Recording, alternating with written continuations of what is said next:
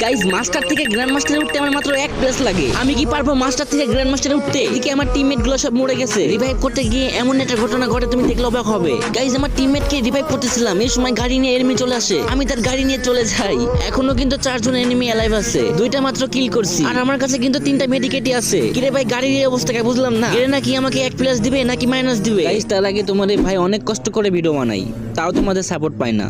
একটু কষ্ট করে ভাইয়ের চ্যানেলটি সাবস্ক্রাইব করে দিবে। আমি আল্লাহর কাছে দোয়া করব সকল মা বাবা যেন ভালো থাকে, সুস্থ থাকে। প্লিজ ভাই তোমার ওই সুন্দর হাত দিয়ে একটা সাবস্ক্রাইব করে আসো।